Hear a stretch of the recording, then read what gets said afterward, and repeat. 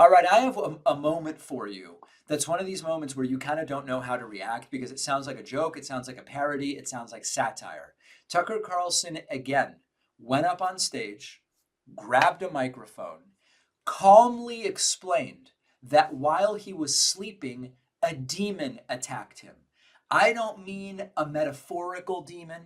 I don't mean the idea of a demonic presence in American politics or some kind of.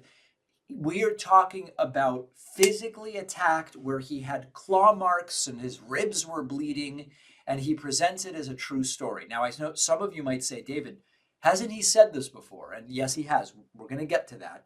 Let's first listen to Tucker's very serious story. And then I go to bed with my wife and 4 dogs who sleep in the bed. My wife said 4 children. My dogs are hunting dogs. All 5 of them wake up like that. Like they are. We have no home invaders in my house. I wake up at 2:30 in the morning. I check and I couldn't breathe at all. My throat was closed. It wasn't like I was apnea or was strong as I couldn't breathe. So I get up, I stand in the doorway of our bedroom, and I'm like, wow, I'm dying. I could feel myself starting to gray out. And then I started walking in the backyard, and then it slowly came back. Like my throat kind of opened up a little bit. I was like really weirded out. I walk back in, and my wife wakes up. She goes, what is going on? I said, I don't know. I can't breathe. I feel better now. And all of a sudden, I had this horrible pain underneath my arms, like on the side of my chest, like bad. I thought I'd been like ripped with a knife or something. It just was very intense. So I go into the bathroom, I flip on the light, and I have claw marks on both sides. Now, he said he was in bed with his 4 dogs. If I wake up with claw marks and there's 4 dogs in the bed, my first instinct is one of the dogs clawed me. That is not Tucker's instinct here. On right and left side on my ribs, and they're bleeding. And they're literally claw marks, 4 on either side. I put my fingers in them, don't fit my fingers, and I sleep on. Was there anyone in the house that has claws? That's where. Oh, wait a second. 4 dogs. My side. So how could? And by the way, no one woke up. So I show my wife, and she's like, "Oh my gosh." And then I have this like crazy intense desire to read the Bible. So I read the Bible, and I pass out in like 2 minutes, and I wake up, and the next morning I thought, man, did I have a wild dream? And then I see blood in my sheets, and I go in the bathroom, and I have these bloody marks. And my wife goes, I think you were attacked by some supernatural being. And I was like trying to be logical about it. And I was like, yeah. Now, was his wife joking? Definitely was. And then I called one of my producers who's like, oh, yeah, well, that's pretty common. I was like, what? And I've had a couple of. Why are people laughing? Like, what is. If someone said this to me, and I present them with, well, you were in the bed with dogs. Dogs have claws, and you believe that you were clawed. If they go, no, it was a demon, I'm starting to think of a psychiatric evaluation. But Megyn Kelly laughs, and the crowd laughs. This is not normal, and it is not a joke. It's not satire. It's not a preacher speaking in metaphor. It's one of the most influential right-wing media figures in the country. Again, describing a supernatural assault as a real-world event. Tucker has told this story before. It was on some kind of it's called a channel called Christianities. I'll remind you of the prior version of the story from some time ago. The presence of evil is kickstarting people to wonder about the good. That's what happened to me. That's what happened to you? And by the way, I should tell you I'm so sorry to interrupt already. The relevance here is, in this, you might think about it as, oh, Tucker's just cuckoo. But it's just like one story about demons, a demon attack. There is a connection they are trying to draw here to more broadly what is happening in the world, as they like to talk about it. And Tucker getting attacked by a demon is emblematic of and representative of what's happening in our world. Oh yeah, I had a direct experience with it. In the milieu of journalism or just? Nope, in my bed at night, and I got attacked while I was asleep with my wife and 4 dogs in the bed and mauled. Physically mauled. In a spiritual attack by a demon? Yeah, by a demon.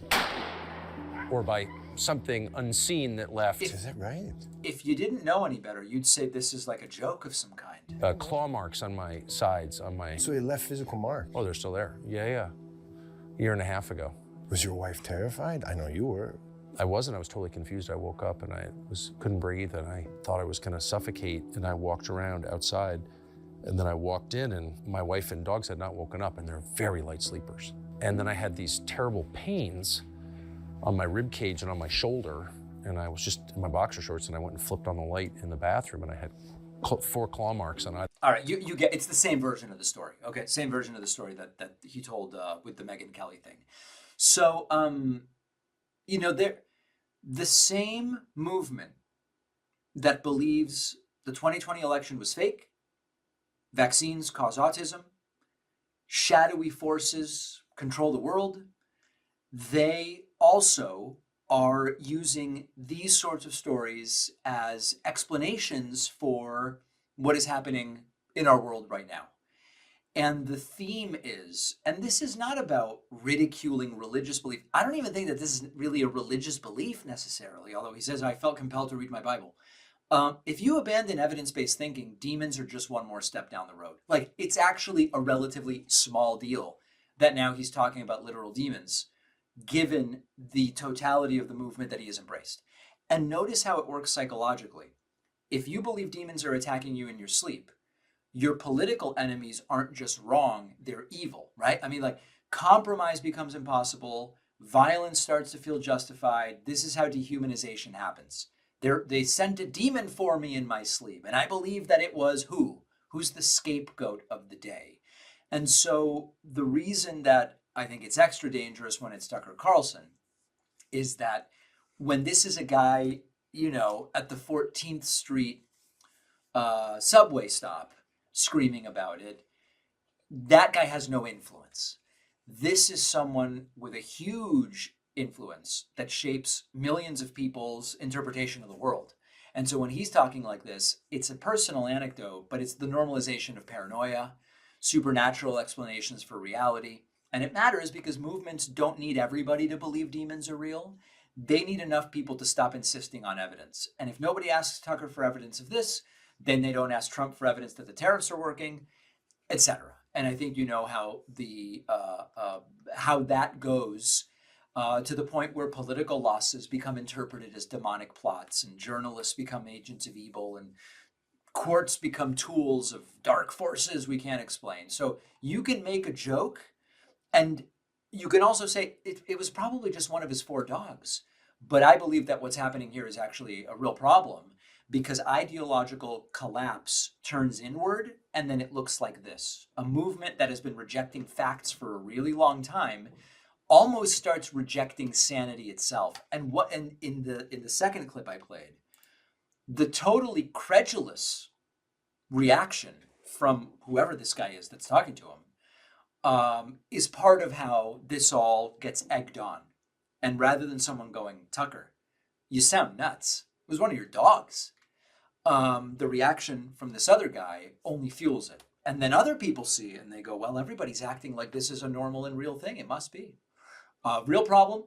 I don't know how they get out of it, but it's not going to help engage with these people on the basis of fact. That I can tell you. Thanks for watching. Check out another one of our videos and make sure to subscribe so YouTube keeps our content in your feed. And if you prefer audio, subscribe to the podcast on Spotify or Apple.